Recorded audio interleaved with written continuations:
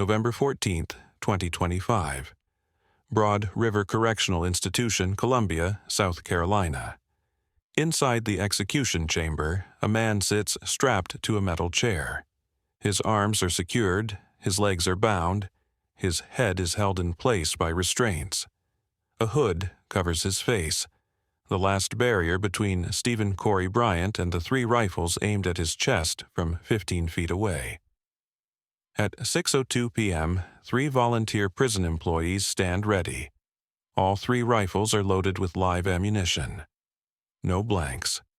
No uncertainty about who will take a life tonight. But before those shots fire, before a physician pronounces Bryant dead at 6:05 p.m., we need to understand something. This isn't just a story about an execution. It's about a man whose life was broken before it even began. A man who begged for help weeks before he killed 3 people in 8 days. A man who left a message scrawled in his victim's blood, "Catch me if you can." How does someone go from fishing trips with a best friend to shooting that same friend in the head?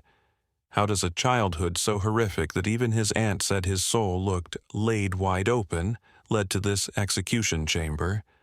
To understand the man in that chair, we have to go back to a childhood no one should ever survive. If you're interested in deep-dive true crime stories that explore the why behind the headlines, hit that subscribe button.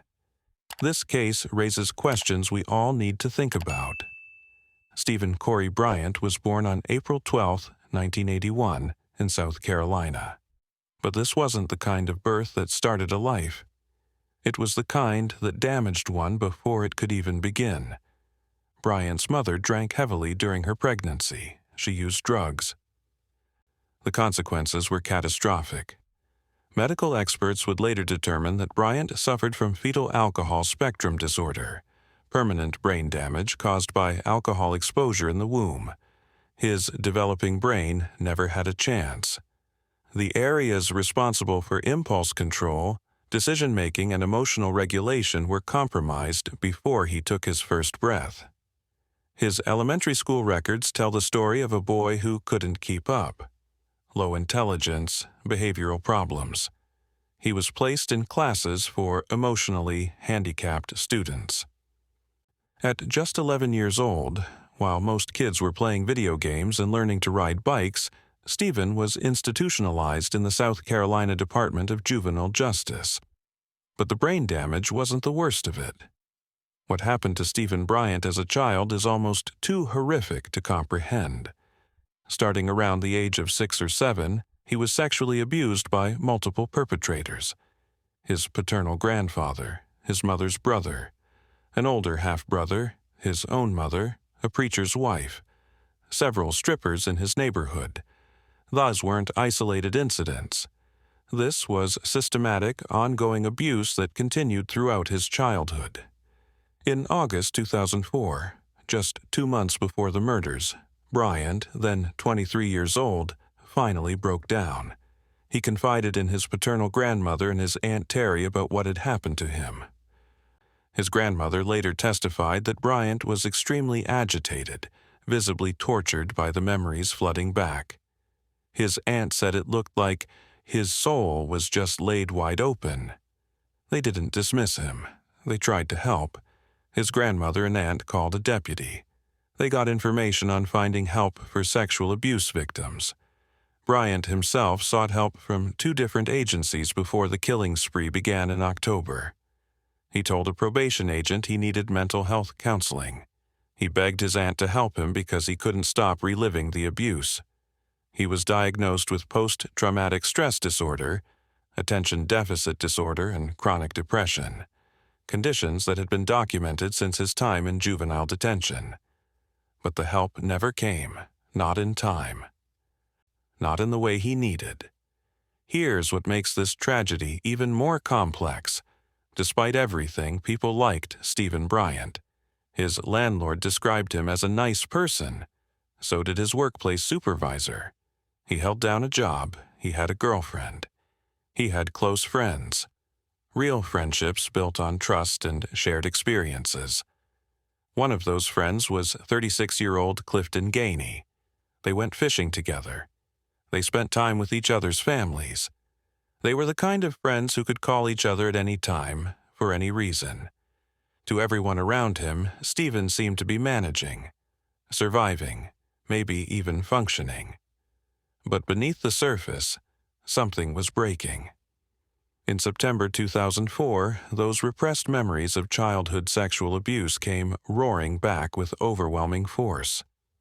Bryant couldn't sleep, couldn't think, couldn't escape the images and sensations that haunted him.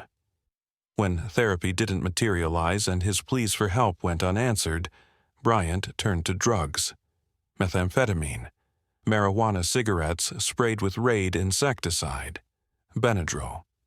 Anything to numb the psychological torment. He was self-medicating, desperately trying to quiet the screaming in his head, but the drugs didn't help. They just made everything worse. This is where the system failed Stephen Bryant. He asked for help. He knew something was wrong. He reached out to the very people whose job it was to intervene, but help never came. In a few weeks, 3 families would lose everything. 3 men would be dead. This is what happens when trauma goes untreated, when mental health systems fail, when a damaged brain gets no support and childhood horrors are left to fester for decades. October 5, 2004. Bryant's crime spree actually started with a burglary. He stole a .40 caliber Smith & Wesson handgun from a house in Sumter County. Later that same day, he shot a 56-year-old man named Clinton Brown in the back while Brown was fishing near a local river. Brown survived. He drove himself to the hospital. But Bryant wasn't done. Not even close. The next day, October 6, 2004, Bryant called his best friend, Clifton Gainey. They decided to go out and buy beer, just 2 friends grabbing drinks. Nothing unusual. They'd done it countless times before. Clifton Gainey was 36 years old. He worked with Bryant. They went fishing together. They knew each other's families. They trusted each other completely. They got in Bryant's blue and white pickup truck. They drove down a rural road. Without warning, without any argument or provocation, Bryant pulled out the stolen gun. He shot Clifton Gainey in the head, not once, 3 times. Gainey died instantly. Bryant later told police he didn't fully understand why he did it. "Only thing I can think is his actions brought back a bad memory and I felt scared," he said in his confession. He remembered sitting on his knees, crying over his friend's body. Because he was a friend, Bryant told investigators. When a passerby drove up, Bryant panicked. He got back in his truck and fled, leaving Clifton Gainey's body abandoned on the side of the road. This is the moment everything changed. Bryant didn't kill a stranger. He didn't kill someone he hated. He killed the man he called his closest friend. The betrayal of that act, shooting someone who trusted you, who spent time with your family, who considered you a brother, shook everyone who knew them. Bryant's landlord and workplace supervisor would later tell investigators they were stunned. They described Bryant as nice. How could a nice person shoot his best friend in the head 3 times? But Bryant wasn't finished. 5 days later, he would commit an act so calculated, so sadistic, that it would send shockwaves through Sumter County. He would leave a message. Written in blood. Have you ever known someone who desperately needed mental health support but couldn't access it? Drop your thoughts in the comments. This is a conversation we need to have. October 11th, 2004. 5 days after killing his best friend. Bryant drove his blue and white pickup truck to an isolated home in rural Sumter County. The house belonged to 62-year-old Willard Irving Teachin, Jr., known to everyone as TJ. TJ was a retired U.S. Air Force sergeant, a husband, a father. This wasn't Bryant's first visit to TJ's home. Several days earlier, Bryant had knocked on the door with a story. He claimed he needed to look through TJ's phone book to track down a friend's number. TJ helped him. They looked through the phone book together. Bryant thanked him and left. No trouble, no incident. TJ's wife, Millard Teachin, would later testify about that first encounter. Everything seemed normal. But when Bryant returned on October 11th, he had a different story. His truck had overheated, he said. He needed help. TJ invited him inside. According to Bryant's later confession to police, TJ started talking about religion. Then, Bryant claimed, TJ became hostile. That's when Bryant pulled out the stolen .40 caliber handgun. He shot TJ Teachin 9 times. But Bryant didn't stop there. While TJ lay dying, Bryant took a lit cigarette and burned his face.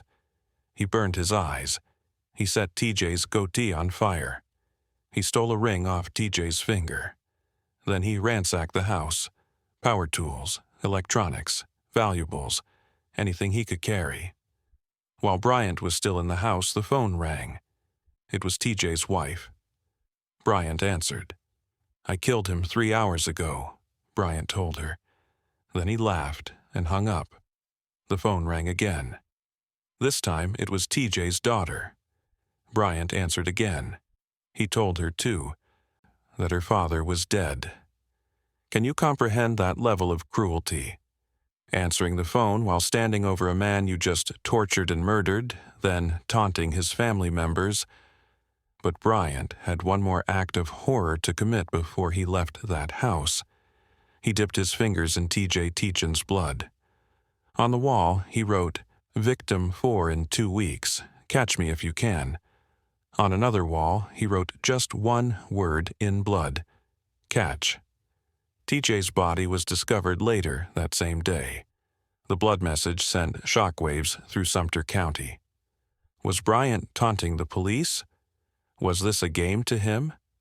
Or was the message something darker? A subconscious plea for someone to stop him before he killed again? Because the message suggested Bryant already had plans. Victim number 4 in 2 weeks. He wasn't finished. Law enforcement intensified their search. Officers stopped nearly everyone driving on dirt roads in rural Sumter County, just east of Columbia. They warned residents to be cautious of anyone they didn't know asking for help. The community was terrified. 2 men were dead, and somewhere out there, Stephen Bryant was still free. October 13th, 2004, 2 days after the Teachin murder. Bryant wasn't hiding. He was still driving around Sumter County in his blue and white pickup truck. That afternoon, he stopped at a local convenience store. Outside, he encountered 35-year-old Christopher Earl Burgess. The two apparently struck up a conversation. They left the convenience store together. Bryant offered Burgess a ride. They drove down a rural road. At some point, Burgess needed to relieve himself. He stepped out of the truck to urinate along the roadside. Bryant pulled out his gun. He shot Christopher Burgess twice, once in the head, once in the chest. Burgess collapsed. Less than 2 hours later, a hunter discovered his body lying on a roadbed in a rural area. 3 lives. 8 days. A community paralyzed by fear. Clifton Gainey, the best friend who trusted him. Willard Teachin, the retired Air Force sergeant who tried to help him. Christopher Burgess, a stranger who accepted a ride. All dead. Law enforcement was frantically searching for whoever was responsible. They'd found the blood message. They knew someone was out there killing, but they didn't know who. That same day, October 13th, 2004, police finally got their break. They arrested Stephen Bryant at his girlfriend's home. The nice guy, the friend, the co-worker. The man who seemed normal to everyone around him. He was charged with 3 counts of murder, 2 counts of burglary, 2 counts of weapons possession, and 1 count each of armed robbery and arson.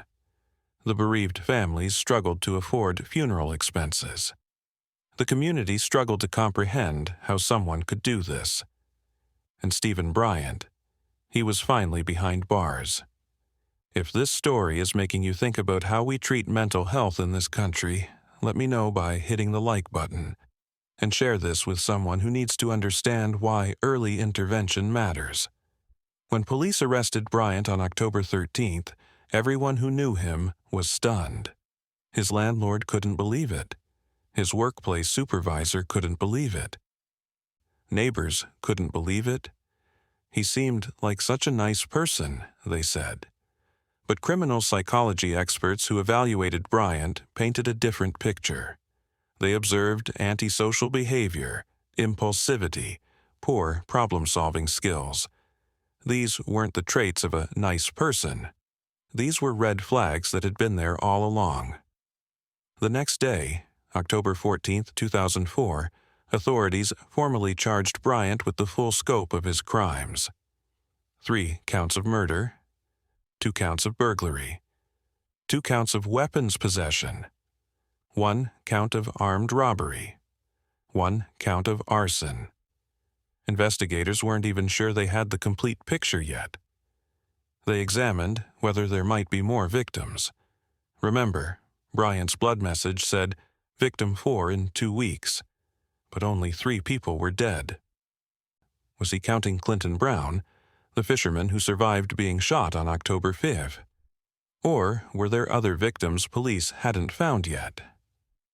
While awaiting trial at Sumter Lee Regional Detention Center, Bryant's violent behavior continued. In October 2005, a year after his arrest, he assaulted a correctional officer. That assault resulted in additional charges and a transfer to another facility. Earlier that same month, Bryant allegedly threw urine on a fellow inmate's cell door, splashing the prisoner's hands and shirt. Even behind bars, Bryant couldn't control his impulses. Sumter County Prosecutor Kelly Jackson watched all of this unfold.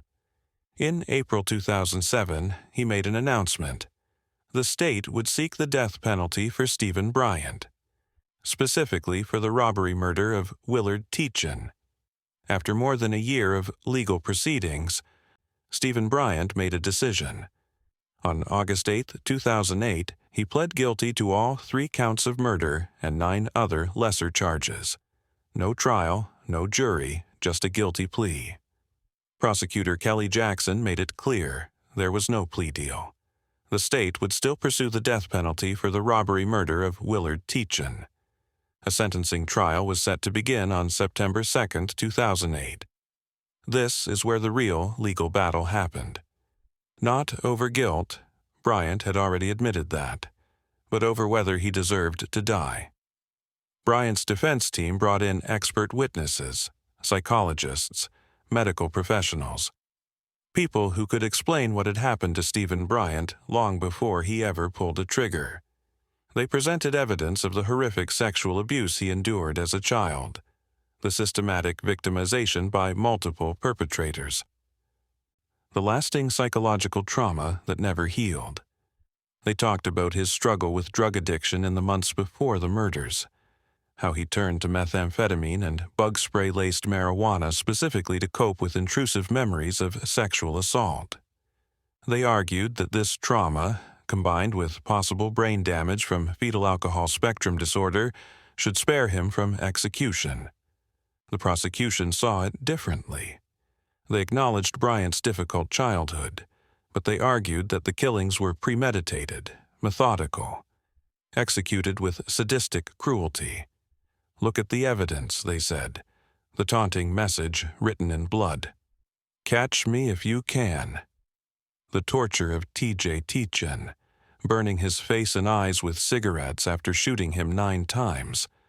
The cold-blooded phone calls to Teachin's wife and daughter, informing them separately that he was dead. The calculated return to Teachin's home days after his first visit, using a fake story about an overheated truck to gain entry. These weren't impulsive acts from a broken brain, prosecutors argued. This was deliberate evil. Bryant was methodical, cunning, and took pleasure in deadly rampage, including the gratuitous infliction of horror on Mr. Teachin's family, they wrote in court papers. On September 11, 2008, Circuit Judge Thomas Russo delivered the sentence: death for the murder of Willard Teachin. 2 life sentences for the murders of Clifton Gainey and Christopher Burgess. Stephen Bryant was 27 years old. The jury had to weigh a lifetime of trauma against 3 brutal murders, a damaged brain against deliberate cruelty. A man who begged for help against a man who laughed while telling a daughter her father was dead. There are no easy answers in cases like this. Stephen Bryant spent over 17 years on death row, 17 years in a cell, waiting to die. South Carolina had paused executions for 13 years because the state couldn't obtain lethal injection drugs. So Bryant waited. Along with dozens of other condemned prisoners, he existed in a legal and moral limbo. We don't know much about his daily life during those years. What does someone do with 17 years to think about what they've done? What we do know is that Bryant continued engaging with mental health professionals. In 2024, just 1 year before his execution, he participated in extensive interviews with a clinical psychologist. During these sessions, Bryant provided detailed accounts of the sexual abuse he suffered as a child. He talked about his mother, his grandfather, his uncle, the preacher's wife, the strippers in his neighborhood. This testimony would later be submitted in his final appeals. These interviews represented something significant. Bryant was confronting his trauma in a way he hadn't during his trial. He was articulating the pain that had shaped his entire life. Was this remorse? Self-reflection? An attempt to understand why he became what he became? Or was it a legal strategy, one last desperate attempt to avoid execution? Maybe it was both. The courts would ultimately decide that this psychological journey came too late to change his fate. In September 2024, South Carolina finally resumed executions after obtaining the necessary drugs and passing laws allowing alternative methods. 4 men were executed by lethal injection, 3 by firing squad. Bryant would be the 7th person executed since the state restarted the death penalty, and the clock was running out October 14, 2025. The U.S. Supreme Court denied Bryant's final federal appeal, clearing the way for his execution. 3 days later, October 17, 2025, the South Carolina Supreme Court signed his death warrant. Execution date, November 14, 2025. Under South Carolina law, condemned prisoners could choose their method of execution: firing squad, lethal injection, or electric chair. If they failed to choose by the deadline, they would be executed in the electric chair by default. Bryant was given until October 31st to make his decision. He chose the firing squad. He would be the 3rd inmate in South Carolina to select this method since the state resumed executions in 2024. But his lawyers weren't finished fighting. On November 6, 2025, just 8 days before the scheduled execution, Bryant's legal team filed an emergency appeal with the South Carolina Supreme Court. Their argument was straightforward. The judge who sentenced Bryant to death never fully considered the extent of his brain damage. They submitted the 2024 psychological interview wherein Bryant described the sexual abuse he endured.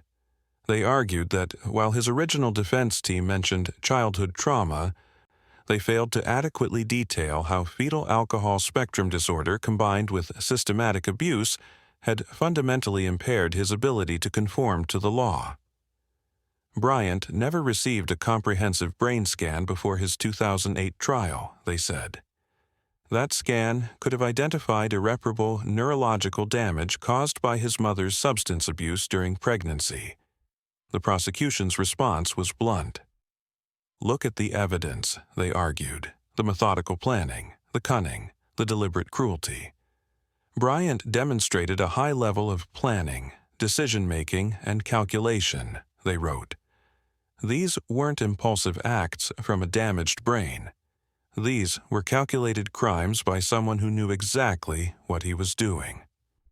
On November 10, 2025, 4 days before the execution, the South Carolina Supreme Court unanimously rejected the appeal. The justices acknowledged the evidence of abuse and potential brain damage, but they sided with prosecutors. Even if the defense had presented more comprehensive evidence of fetal alcohol spectrum disorder, it wouldn't have changed the outcome given the methodical nature of the murders. Bryant had one final hope: clemency from Governor Henry McMaster. A clemency petition would commute his death sentence to life imprisonment without parole. But no South Carolina governor has granted clemency in the modern era of the death penalty. Not one. Governor McMaster denied the petition minutes before the execution was scheduled to begin, November 14, 2025, the final day of Stephen Bryant's life. Bryant was 44 years old. He'd spent nearly half his life on death row. South Carolina law gave condemned prisoners a choice that most states don't offer: how they want to die. Firing squad, lethal injection, electric chair. Bryant chose the firing squad. He would be the third person executed by this method in South Carolina since the state resumed executions in 2024. The state had struggled for 13 years to obtain lethal injection drugs, leading to an unintended pause in executions. When lawmakers finally addressed the problem, they introduced firing squad as an alternative, a method often associated with military justice, frontier executions in America's Old West, and political repression in the former Soviet Union and Nazi Germany. Before his execution, Bryant was granted a final meal. He requested spicy mixed seafood stir-fry, fried fish over rice, egg rolls, stuffed shrimp, 2 candy bars, and German chocolate cake. An elaborate feast, a last comfort before the end. Throughout the day, Bryant's lawyers were still fighting. They'd asked the court to delay the execution because the federal government shutdown had impacted their legal team. The South Carolina Supreme Court denied the request. Governor McMaster received Bryant's clemency petition, his final chance to have his death sentence commuted to life imprisonment without parole. The answer came minutes before the execution was scheduled to begin. Denied. No South Carolina governor has ever granted clemency in the modern era of the death penalty. Bryant would not be the exception. As evening approached, Bryant was moved to the execution chamber at Broad River Correctional Institution in Columbia. 3 volunteer prison employees waited. All 3 carried rifles. All 3 rifles were loaded with live ammunition, no blanks. Everyone would know they participated in taking a life. They would position themselves 15 feet away from Bryant. A hood would be placed over his head. At 6:02 p.m. it would be over Friday evening, November 14, 2025. Broad River Correctional Institution. Stephen Bryant was led into the execution chamber. Prison staff strapped him into a metal chair. Restraints secured his arms, his legs, his head. A hood was placed over his face. 15 feet away, 3 volunteer prison employees stood ready with rifles. According to protocol, Bryant was offered the opportunity to make a final statement. Some condemned prisoners use this moment to apologize, to profess innocence, to say goodbye to loved ones, to pray. Bryant declined to speak. No apology to the families of Clifton Gainey, Willard Teachin, or Christopher Burgess. No explanation for why he killed 3 people in 8 days. No final words at all. At 6:02 p.m. the execution process began. 3 simultaneous shots. All 3 rifles fired live rounds directly into Bryant's heart. The sound echoed through the execution chamber. A physician stepped forward to examine Bryant. At 6:05 p.m., just 3 minutes after the shots were fired, the doctor pronounced Stephen Corey Bryant dead. Bryant became the third person executed by firing squad in South Carolina this year. He was the fifth person executed in the state in 2025 and the seventh since executions resumed in September 2024. He was South Carolina's 50th execution since capital punishment was reinstated in 1976. Nationwide, more than 40 people were executed in 2025. Death row executions in the United States were on the rise after reaching historic lows during the pandemic. At 44 years old, Stephen Bryant spent nearly half his life awaiting this moment. Born damaged, abused as a child, failed by the mental health system, driven to unspeakable violence, sentenced to death, executed by firing squad. A life that began broken, a life that ended violently. At 44 years old, Stephen Bryant spent nearly half his life on death row, waiting to die for crimes committed when he was 23. 10 witnesses watched the execution. 3 were family members of the victims. They held hands as the shots were fired. A media witness reported that a pool of wetness emerged on Bryant's chest where he was shot. The red bullseye target marking his heart flew forward off his body. He took a few shallow breaths, then one final spasm about a minute later, before the doctor pronounced him dead. After the execution, advocacy groups released statements condemning both Bryant's crimes and the state's decision to execute him. Our opposition to Stephen's execution does not mean we shrug our shoulders to the crimes which he committed, said Reverend Hillary Taylor of the South Carolina Abolition of Death Penalty Organization. Mr. Bryant is not the only person who was sentenced to death row because our society did not take care of him, and as long as we have the death penalty, he will not be the last. This case forces us to ask difficult questions. When does childhood trauma become an explanation? When does it become an excuse? Bryant begged for mental health help in September 2004. He asked his probation agent. He pleaded with his aunt. He told them he couldn't stop reliving the abuse. Help never came. Weeks later, 3 people were dead. Clifton Gainey, 36, a best friend who trusted him. Willard Teachin, 62, a retired Air Force sergeant who invited him into his home.